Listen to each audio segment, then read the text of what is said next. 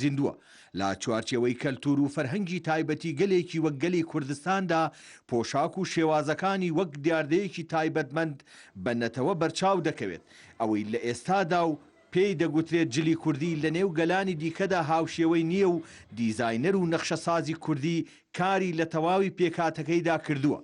هەرچەندە پۆشاکی ڕاستەقینەی کورد ئەو شێوە جلوبەرگەیە بەڵام لە ئێستادا و بەپێی ئەو قۆناغە مێژویانەی کە هاتوون پۆشینی ئەم جلوبەرگە ڕۆژێکی لە ساڵدا بۆ دەستنیشان کراوە. ئەمە هەنگە بە مناسبەتی ڕۆژی پۆشینی زلی کوردیە کە ئێمە شانازی بە زلی کوردیەوەکەین وەکو کورد کە هەستێکی نەتەوایەتیە بەڕاستی لە دەوامین کۆکو کارمەندێکی حکومی وەکو هەموو فەرمانبەرانی حکوومەتی هەرێم کە ئێمە دەبێت سەردەستەی ئەو خەڵکانە بینکەوە هەستی کوردایەتی جۆش بدەینەوە و وا بکەین کە نەک هەر لەو مناسباتانەدا کاریگەری هەبێ لەسەرەوەیکەوە بەردەوام زلی کوردی خۆشێ چکە ئەمە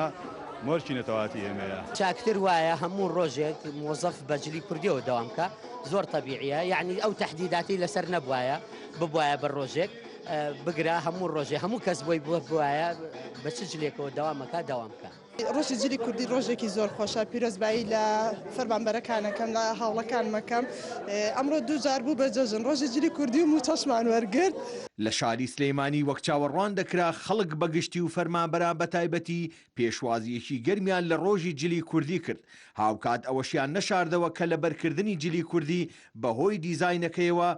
زۆر ئاسان نییە بۆیە پێیان وابوو بە هەر جۆرێکی بێ گرنگە کار بۆ ئەوە بکرێت کە پۆشینی جلوبەرگی کوردی سەرتاسەری و هەمیشەیی بکرێت. ئەمڕۆ ڕۆژی پۆشینی جلی کوردیە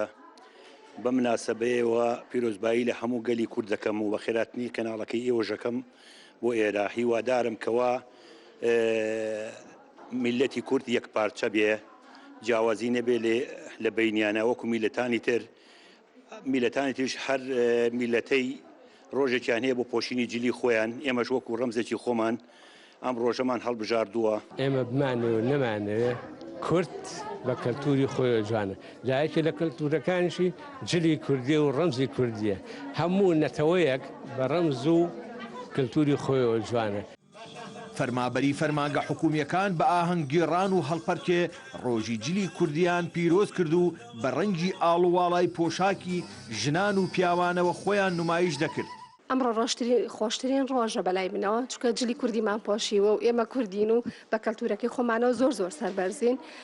حەزەکەم هەمووشیان جلی کوردیان لەبەرکردایەوەکو ئێمە و حەزەکەم هەموو پێنجشەمانێکیش لە دەوامی ڕسمیان جلی کوردی لەبەرکەین.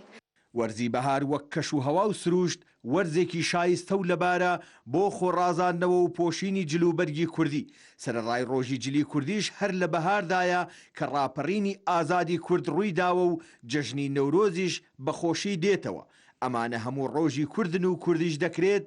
کوردانە دەربکەوێت. لەگەلی کوردستانەوە حسێن محەممەد سلەیمانی. تیر و پشکی دابەشکردنی یەکە و شوقەکانی پرۆژەی هەواری